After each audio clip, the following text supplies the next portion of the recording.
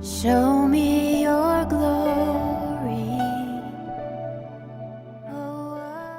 오직 주께 영광이라고 하는 제목으로 여러분과 함께 하나님의 말씀 나누기 원합니다. 성전 미문에 앉아있던 선천성 지체 부자유자가 베드로와 요한과 만나게 돼요. 그 만남을 통해서 무려 40년 동안을 태어나면서부터 걷지 못했던 그 사람이 걸을 수 있게 되는 놀라운 일이 이제 벌어지죠. 그 사람은 태어나서 처음 걸었기 때문에, 그리고 뛰기도 했기 때문에 하나님을 찬송할 수밖에 없었어요. 그 사람이 하나님을 찬송하는 것을 모든 백성들이 봤다라고 나와요. 성전을 드나들던 모든 사람들은 이 사람이 그곳에 앉아 있었다는 것을 알았어요. 그러니까 이 기적이 일어나서 이 사람이 걸어다니고 뛰어다니고 하나님을 찬송하는 것, 이것 자체로 모든 백성들에게는 이 사람이 살아있는 역사가 되는 겁니다.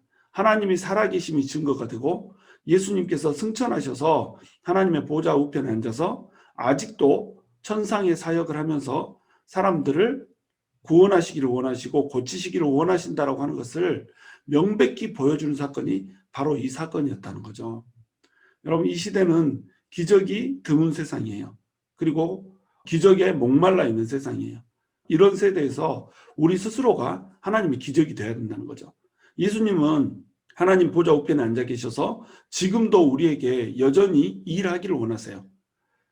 예수님께서 이 땅에 계시는 동안은 지상사역이었어요. 지상사역은 제약이 있는 것이었어요. 예수님이 계신 곳, 그곳에 사람들이 모여들었고, 그곳에서 예수님께 아뢰고, 그곳에서 예수님의 옷자락을 만지고, 그곳에서 예수님께서 만져주실 때 치유가 임하고 기적이 임했던 거예요.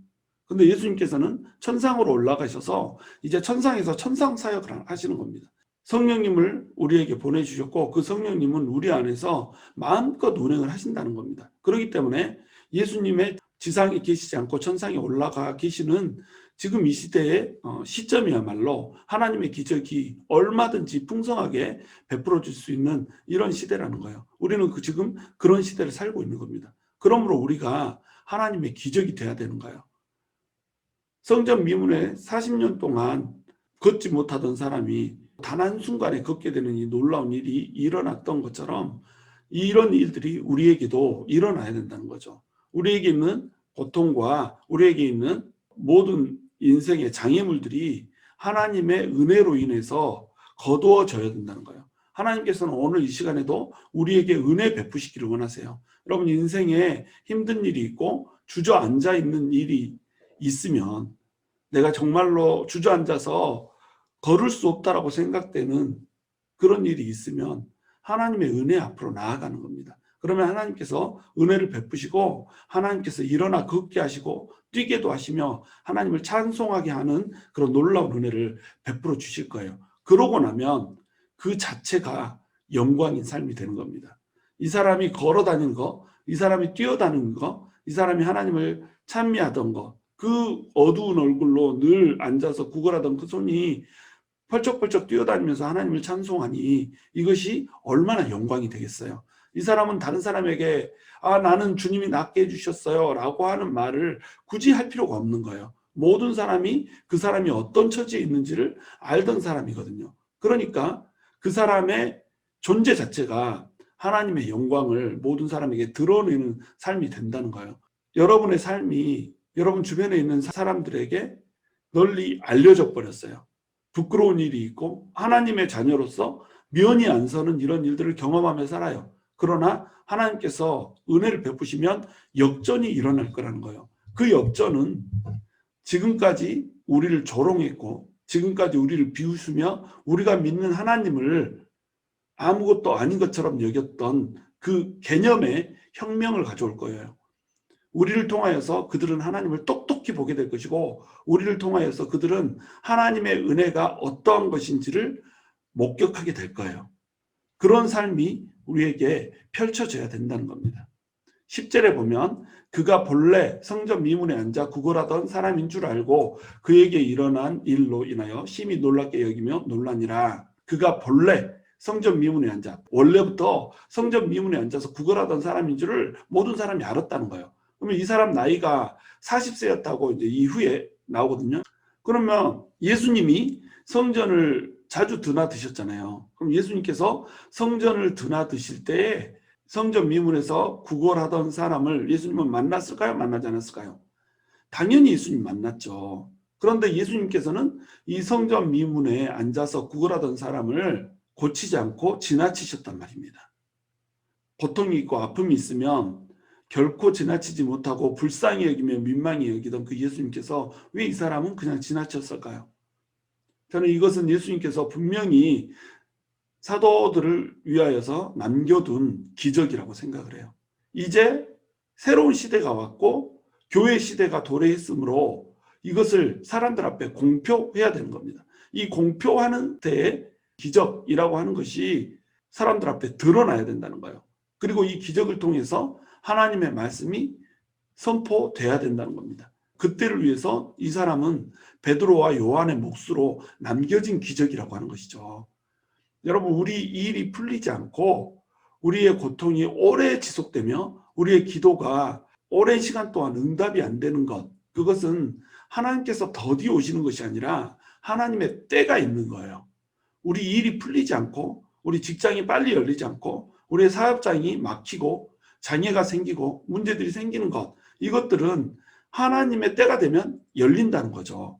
그러므로 우리는 그 하나님의 때를 기다리면서 믿음으로 하나님을 기다리는 거예요. 그러면 하나님께서 새로운 전환을 불러일으켜 주실 거라는 거죠. 그 전환의 때가 반드시 있다는 거예요. 우리는 하나님을 신실하게 기다릴 줄 아는 신앙을 가져야 된다는 겁니다. 그러면 그것으로 인해서 심히 놀랍게 여겨서 놀라게 될 거예요. 놀란단 말이 계속 나오죠. 11절, 나은 사람이 베드로와 요한을 붙잡으니 모든 백성이 크게 놀라며 달려나아가 솔로몬의 행각이라 불리우는 행각에 모이거늘. 솔로몬의 성전에는 이방인의 뜰이라는 게 있어요. 광장처럼 엄청 넓은 장소였죠. 사진에 보시면 대리석으로 된 기둥들이 있죠. 그 기둥들 앞에 있는 그 넓은 광장 뜰, 이곳이 이방인의 뜰인 겁니다. 그럼 이방인의 뜰 동편에 솔로몬의 행각이라고 하는 것을 만들어 놓은 거예요. 저 대리석으로 기둥을 세우고 그 위에 뚜껑을 씌워서 그늘을 만들어 놓은 것이에요. 이 그늘에서 사람들은 배우기도 하고 하나님의 말씀을 듣기도 하고 회합을 가지기도 하고 이렇게 했던 겁니다. 이렇게 하기 위해서 솔로몬의 성전을 만들 때에 이것을 만들어 놓았었는데 이게 느부갓네살에 의해서 완전히 회파가 되잖아요. 그것을 헤롯이 다시 성전을 증축하고 만들면서 이 솔로몬의 행각이라고 하는 것을 복원을 시켜놓은 거예요. 갑자기 40년 만에 처음 걷게 된 이 사람은 베드로와 요한을 그냥 보낼 수가 없었어요. 너무 감사했고 감격스러웠거든요. 그래서 그 기쁨을 함께 나누고 싶어서 그들을 붙잡았죠. 그들을 붙잡은 곳이 바로 솔로몬의 행각인 겁니다. 그 솔로몬의 행각에서 베드로와 요한을 붙잡고 있는 이 사람을 보고 모든 백성들이 달려나오는 거예요. 깜짝 놀란 거예요. 그래서 이곳에 드디어 복음의 장이 열리게 된 겁니다. 기적이라고 하는 것은 이만큼 힘이 있어요. 일어날 수 없는 일이 일어나기 때문에 사람들의 이목을 집중시키고 사람들이 모여든다는 거예요. 기적을 통하여서 하나님은 복음의 문을 여세요. 하나님께서 복음의 문을 여시고 부흥을 시작한 곳들을 보면 항상 그곳에 기적들이 있었음을 우리가 볼 수가 있어요. 하나님께서는 오늘날에도 기적을 베푸시기를 원한다는 거죠. 그러나 그 기적은 무엇을 위해서 베풀어지는 거예요? 하나님의 복음을 위해서 베풀어진다는 겁니다. 하나님의 복음이라고 하는 것이 복음되게 하려고, 하나님의 말씀이라고 하는 것이 말씀되게 하려고 베풀어진다는 거예요. 말씀은 끊임없이 하나님의 능력에 대해서 얘기를 하고 있거든요. 하나님의 능력은 기적이라고 하는 것을 통해서 나타나거든요. 우리의 상상을 초월하고 일반적인 통념을 초월하고 자연의 법칙들을 초월하는 그런 일들을 통해서 하나님이 살아있다. 그러므로 나의 말씀도 살아 움직이는 말씀이다라고 하는 것을 하나님께서 증명하기를 원하신다는 겁니다. 12절 상반부에 보면 베드로가 이것을 보고 백성에게 말하되 이스라엘 사람들아 이 일을 왜 놀랍게 여기느냐라고 질문을 합니다. 베드로는 이 일을 놀랍게 여기지 말라고 해요. 그리고 이 일을 하나님의 복음을 전하는 수단으로 사용을 합니다.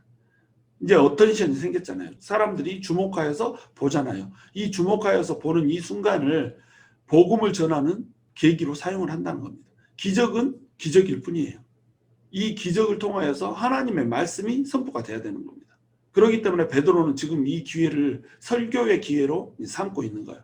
다음 주부터 베드로의 설교를 살펴보겠지만 베드로의 설교의 서론은 뭐냐면 이 기적이 놀랍게 여길 일이 아니라는 거예요. 예수님께 대한 절대 신뢰가 베드로에게는 있었다는 겁니다. 베드로는 선천적 신체 부자유자인데 이 사람을 이렇게 세워버리잖아요. 자, 그러면 앉아있는 사람에게 손을 내밀어서 일어나 걸으라라고 이렇게 세웠는데 못 일어나면 어쩔 거예요. 얼마나 면이 상하는 일이에요. 그런데 베드로는 지금 그 일을 하더라는 겁니다. 그 일을 했다는 건 뭐예요? 그것 자체로 예수님께서 반드시 그 일을 할 거라고 하는 것을 베드로는 믿었던 거예요. 예수님을 절대적으로 신뢰했었던 겁니다. 그러니까 그 사람이 손을 잡고 이렇게 세웠을 때 스프링처럼 푹 튕겨져서 일어나서 걷기도 하고 뛰기도 하며 하나님을 찬미할 때에 베드로는 이것을 당연한 것으로 여겼던 겁니다. 예수님을 전적으로 신뢰하는 사람에게 있어서 기적이라고 하는 것은 당연한 것이라는 거예요. 상식이라는 것이에요. 일상이라는 거예요. 그런데 이제 문제는 이 기적이 믿음을 낳지는 못한다는 겁니다. 기적은 사람들을 놀랍게 해요. 사람들의 이목을 끌어요. 그러나 그 기적이 결코 믿음을 낳지는 못한다는 거예요. 제 군대 후임이 하나 있었는데 후임병이었던 사람이 나중에 텍사스에서 저희 유학 생활할 때 교회로 찾아온 거예요. 그래서 믿음 생활을 같이 한 교회에서 시작을 하게 된 겁니다. 어떻게 해서 교회에 오게 됐냐고 얘기했더니 군대에서 어떤 사건이 있었는데 그 사건에 자기는 가지 말라는 마음의 감동이 있어가지고 그곳을 안 갔는데 많은 사람이 다쳤을 때 자기는 다치는 것을 면할 수 있었다. 그 기적 때문에 내가 교회를 오기로 했다. 그래가지고 교회에 왔는데 그 사람이 한 서너 번 다니다가 교회 다니면서 그만뒀어요. 믿음이 생기지 않은 거죠. 기적이 일어났으니까 기적 때문에 하나님의 존재라고 하는 것에 대해서 인식은 하지만 그 안에 하나님의 말씀으로 공고하게 들어선 믿음이 없으면 그 믿음은 사상 누가이라는 거죠. 기적을 통하여서 생겨난 믿음이라고 하는 것은 모래 위에 성을 짓는 것과 같다는 겁니다. 그 믿음은 언제든지 무너질 수밖에 없는 믿음, 진짜 믿음이 아니라는 거예요. 그럼 진짜 믿음은 어디에서 생겨요? 듣는 것에서 생긴다는 겁니다. 하나님의 말씀을 들어야, 하나님의 말씀을 체계적으로 내 마음에 쌓아두어야 그것이 믿음이 되고 그 믿음이 기적을 당연하게 하는 믿음으로 성장을 해 나간다는 겁니다. 하나님의 말씀이 우리 안에 체계로 쌓여야 돼요. 그리고 그 체계로 쌓인 말씀은 반드시 우리 삶 속에서 체험이 돼야 돼요.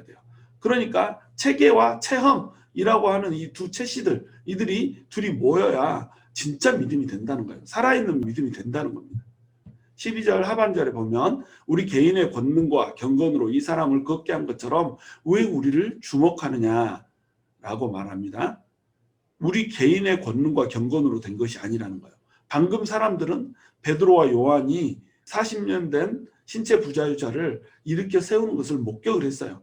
사람들은 베드로와 요한을 깜짝 놀라서 이제 주목을 하는 거죠. 이 사람들이 도대체 누구이기에 나면서부터 걷지 못하는 이 사람을 이렇게 세울 수가 있는가? 그런데 베드로와 요한은 우리의 개인의 권능과 경건으로 이 사람을 걷게 한 것이 아니라는 거예요. 우리를 주목하지 말라는 거죠. 누구를 주목하라는 거예요? 오직 하나님을 주목하라는 겁니다. 이 일을 하신 것은 하나님이시고 예수님이시라는 거예요. 주목의 대상은 우리가 아니라 오직 하나님이라는 거죠. 철저히 이것을 복음을 전하는, 그리고 하나님의 영광을 드러내는 수단이요 통로로 사용을 하는 겁니다. 이것이 하나님의 영광을 가로채지 않는 진짜 제자들의 모습인 거예요.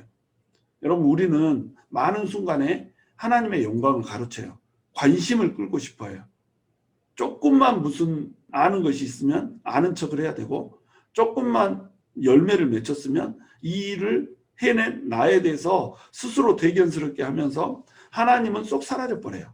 하나님이 일하기 전에는 하나님께서 좀 일해주기를 간구하다가 하나님께서 일을 하시면은 갑자기 내가 한 것처럼 나를 쏙 드러내 버리거든요. 하나님은 뒷전으로 밀어내 버린다는 거죠. 우리가 사역을 하고 또 섬기고 이럴 때 사람들은 우리에게 집중을 할 수밖에 없어요.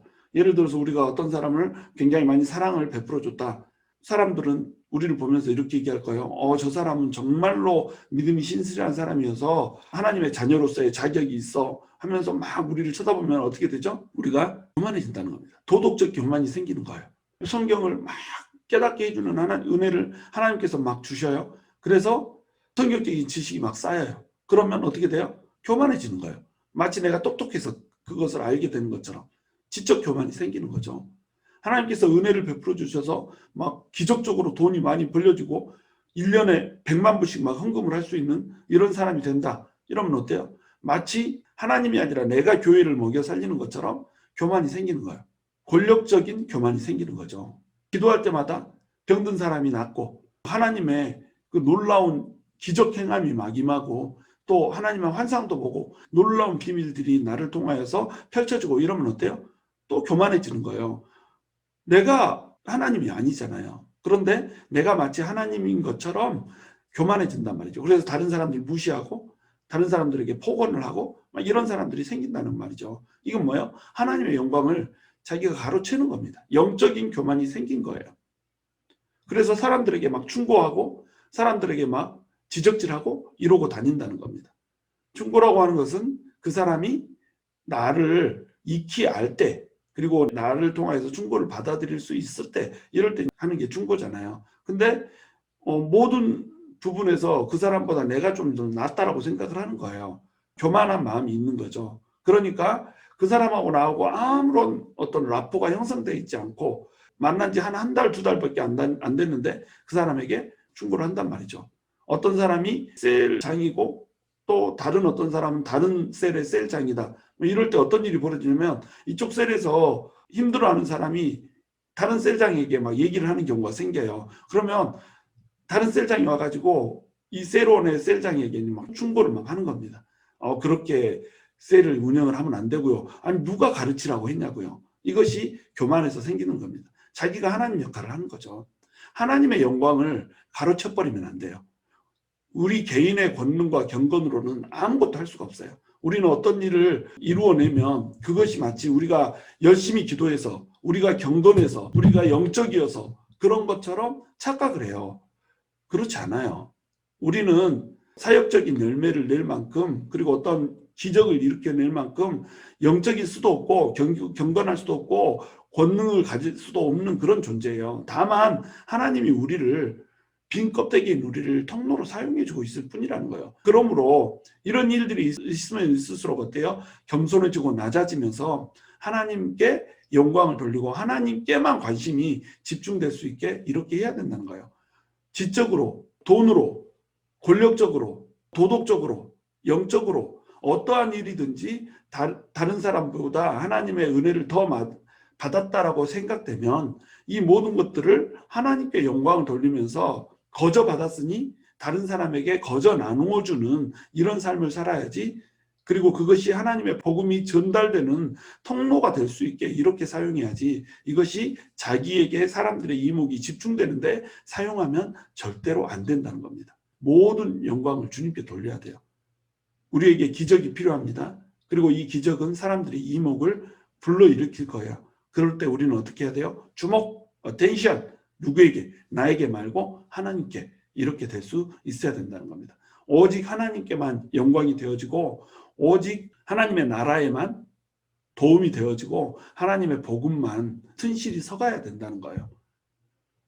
저와 여러분에게 정말로 하나님의 놀라운 기적이 임하고 하나님의 은혜가 날마다 샘솟듯이 솟아나는 그런 삶이 되기를 주님의 이름으로 축원합니다. 그러나 동시에 은혜를 받았을 때 그 은혜가 오직 하나님께로만 돌려지는 은혜가 있기를 주님의 이름으로 또한 축원합니다.